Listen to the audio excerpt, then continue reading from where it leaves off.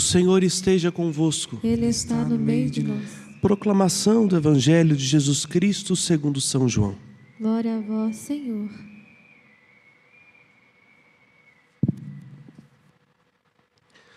Jesus manifestou-se aos seus discípulos e, depois de comerem, perguntou a Simão Pedro: Simão, filho de João, tu me amas mais do que a estes?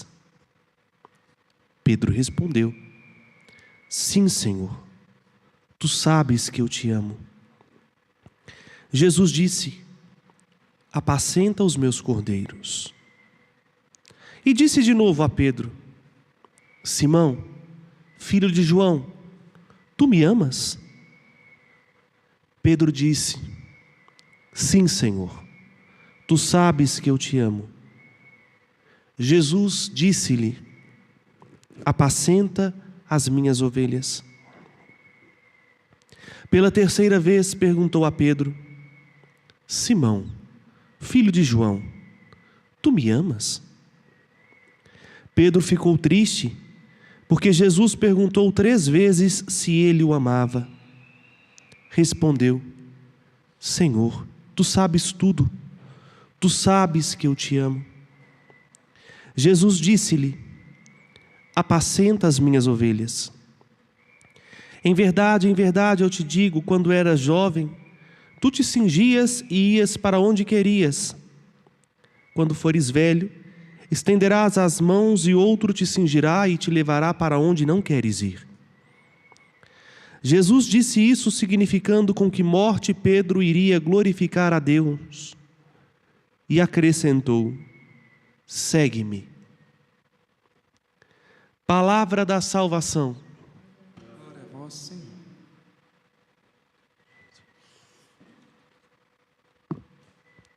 Podem se assentar, vocês que aqui estão presentes. A providência de Deus hoje nos brindou com um exemplo fantástico às vésperas de Pentecostes. Hoje nós celebramos a memória do apóstolo de Roma, São Filipe Neri. São Filipe, ao contrário do que a alcunha que lhe foi dado pode nos sugerir, nasceu em 1515, na Itália, de uma família nobre.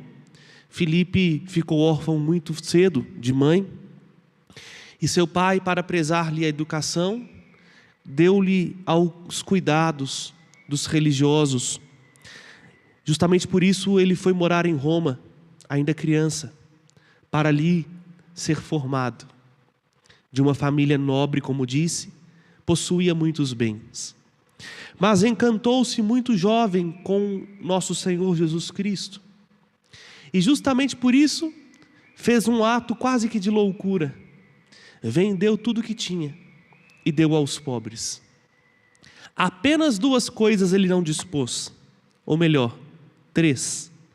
A veste com a qual ele estava vestido, a Bíblia e a Suma Teológica de Santo Tomás de Aquino. Disto, ele empenhou-se em algo até então inusitado: percorrer as catacumbas de Roma. Nesta altura do campeonato, Roma era uma cidade em ruínas. Uma cidade muito numerosa. Quando, por exemplo, Paulo foi enviado para lá, como nós ouvimos na primeira leitura, reduziu-se a um povoadinho. E assim já estava no século XVI. E São Filipe visitava as catacumbas, isto é, onde estavam sepultados os mártires e os apóstolos, com uma profunda oração. Queria ele comunicar nosso Senhor Jesus Cristo e reacender no coração de todos que moravam em Roma um profundo amor por Jesus.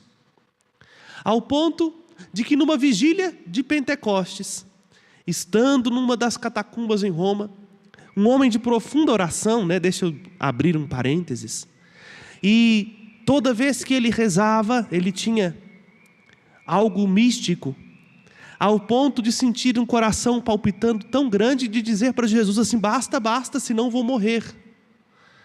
E ao terminar suas orações, Filipe Neri era permeado de uma grande alegria, de um grande entusiasmo. E isto foi o cume numa vigília de Pentecostes.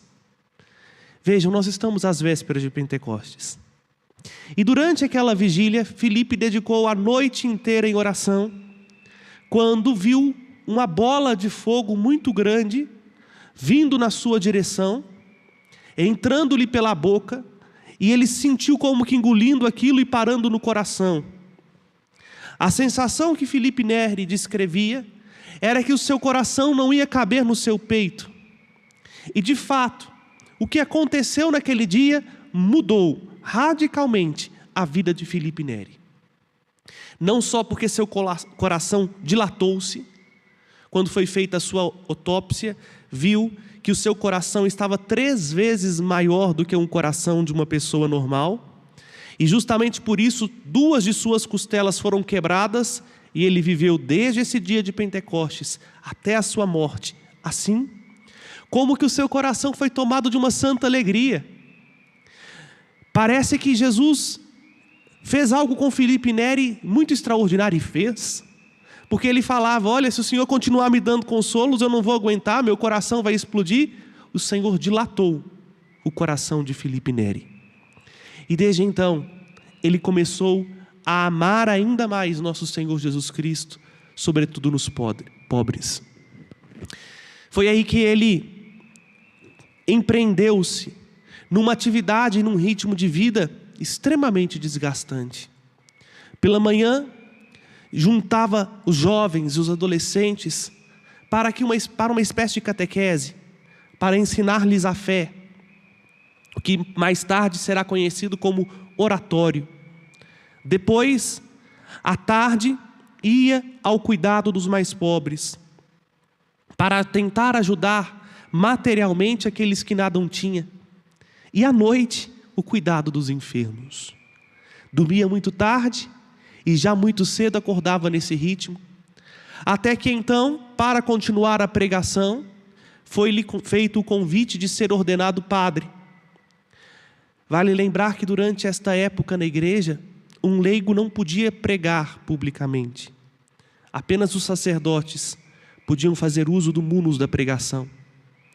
Num primeiro momento relutou, mas acabou continuando seus estudos em teologia e ordenou-se aos 36 anos como padre. Aí então que a vida missionária e sacramental de Filipe crescia. Aquele ritmo de vida não diminuiu, muito pelo contrário, foi acrescido agora de uma boa parte da sua tarde dedicada ao atendimento de confissão. Pela manhã, logo cedo, celebrava a Eucaristia, ia cuidar dos pobres. À tarde, dedicava-se à confissão.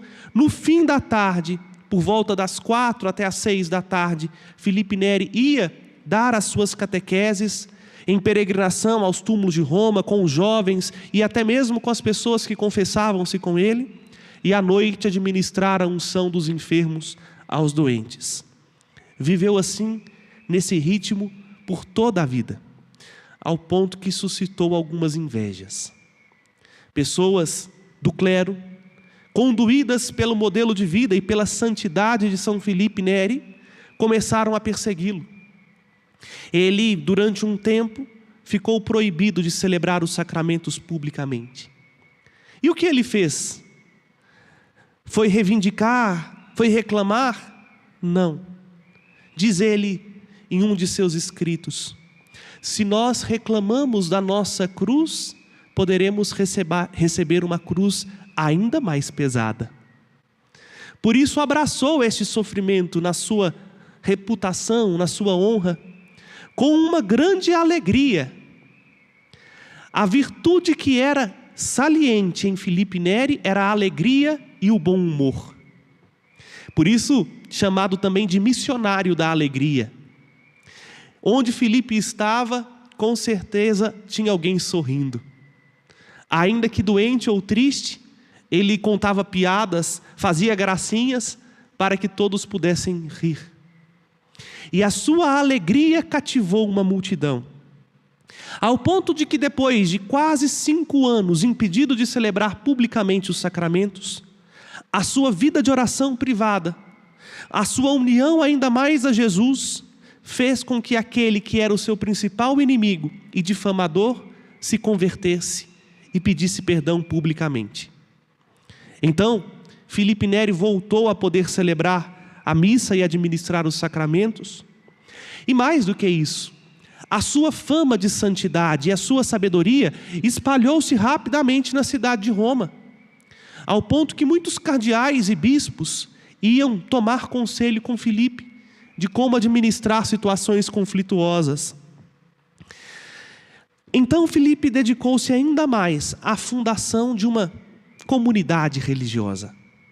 Diferentemente do que existia até então, esta comunidade parece um pouco com as novas comunidades que hoje nós temos na igreja. As pessoas não eram obrigadas a abrir mão do seu modo de vida para fazer parte do oratório. Continuavam com suas obrigações do seu estado de vida. O oratório acolhia tanto leigos quanto clérigos, algo extremamente pioneiro na história da igreja. Tinha apenas um encontro durante o dia, todos os dias se encontravam para meditar o evangelho, crescer no ensino da fé e ajudar os pobres. E assim, do oratório, alguns clérigos tornaram-se bispos, cardeais e 2 deles papas. Esses papas insistentemente queriam fazer Filipe Neri cardeal. Tanto que o último pedido do segundo papa o levou à sede apostólica, preparou, vamos dizer assim, todo o necessário, os paramentos, o barrete, e queria obrigar que São Filipe Neri se tornasse cardeal por causa de sua sabedoria. Cardeal tem a função de ser conselheiro do Papa. Aí veio a famosa frase de São Filipe. Quando o Papa ia impor o barrete, o chapeuzinho vermelho de cardeal, São Filipe Neri tomou o chapéu da mão do Papa, jogou para o alto e disse: eu prefiro o paraíso. Continuou como sacerdote até os seus 78 anos de idade, quando, acometido por uma grave doença, fruto desta vida extremamente desgastante, doada aos pobres, aos pecadores e ao Senhor, Filipe Neri voltou para a casa paterna. Vejam, a experiência com o Espírito Santo na vigília de Pentecostes fez com que Filipe Neri traduzisse em amor o pedido de nosso Senhor Jesus Cristo. Meus irmãos e irmãs, às vezes nós ouvimos as histórias dos santos e podemos pensar assim: isso é ficção, isso é fábula. Não, não é. Se você for à cidade de Roma, vai encontrar na igreja de São Filipe Neri este coração, e verá realmente um coração extremamente agigantado. Impossível uma pessoa viver quase 70 anos com um coração daquele tamanho. E mais, você verá no coração de São Filipe Neri marcas como que de fogo, como que se esse coração tivesse sido queimado. E aí vejam, aquilo que para muitos era sinal de loucura, tornou-se para Filipe Neri esperança de salvação. O Espírito que agia em Filipe Neri é o mesmo Espírito que foi dado a mim e a você no batismo. Basta que nós tenhamos a coragem de, como Filipe Neri, pedir insistentemente o auxílio do Espírito Santo, e Ele virá em nosso socorro. Porque é verdade, a liturgia desta sexta-feira volta a um tema, mas justamente volta a esse tema não para falar do ressuscitado, mas para falar de mim e você. Não sei se prestaram atenção, o evangelho de hoje não começa com naquele tempo. Eu já disse isso algumas vezes aqui na Basílica. Toda vez que não começa naquele tempo, é porque nós somos chamados a entender que o que aconteceu no evangelho é hoje, é agora. E o que aconteceu no evangelho? À véspera de Pentecostes, a igreja nos apresenta a figura de Pedro. E sabemos muito bem que existe um Pedro antes de Pentecostes e um Pedro depois de Pentecostes. O Pedro antes de Pentecostes, cabeça dura, turrão, pitaqueiro desnecessário. Quantas vezes Pedro abriu a boca no evangelho para falar o que não devia? E mais, Tão orgulhoso e cheio de si, Pedro se colocava como a última bolacha do pacote.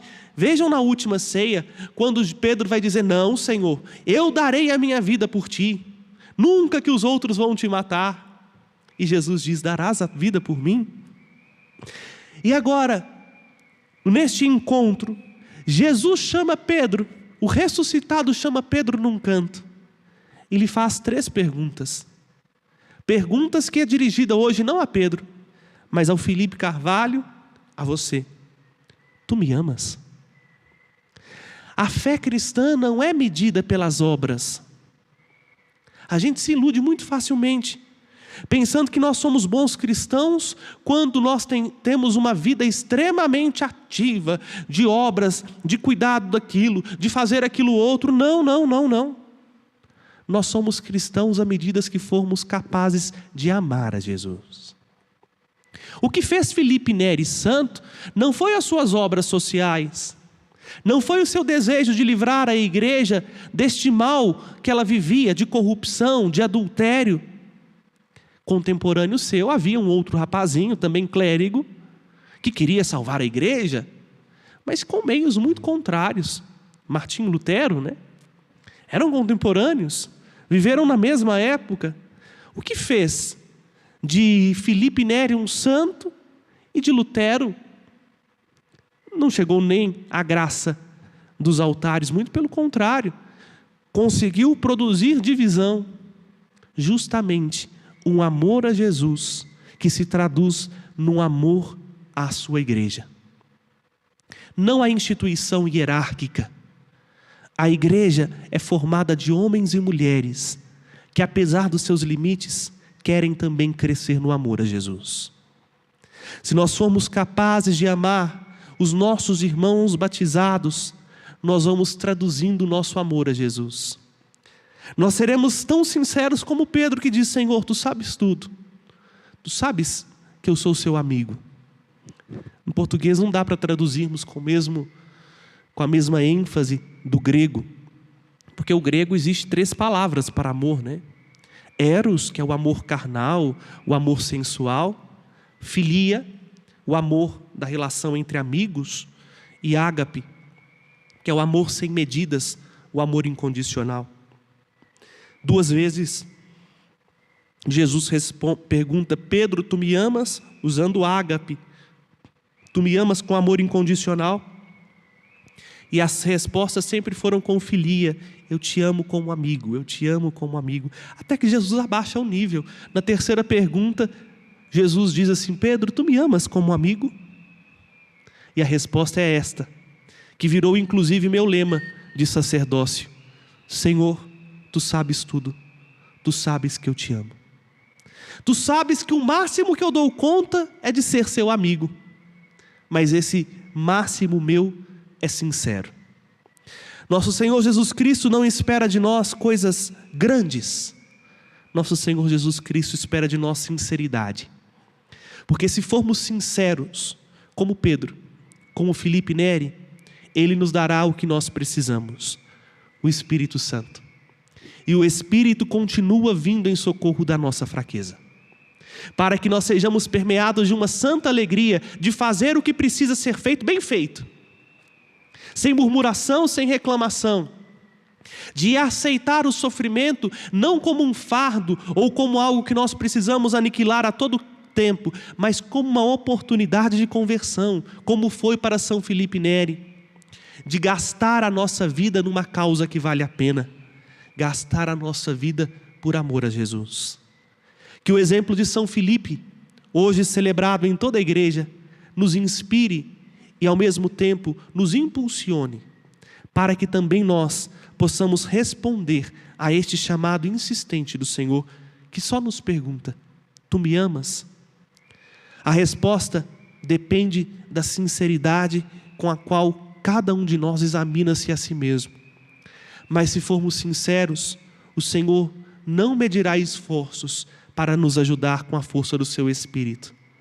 Basta pedirmos com coragem o Espírito Santo e Ele virá em nosso socorro, para que em tudo nós possamos amar e servir, para que a nossa meta seja uma só: preferir o paraíso.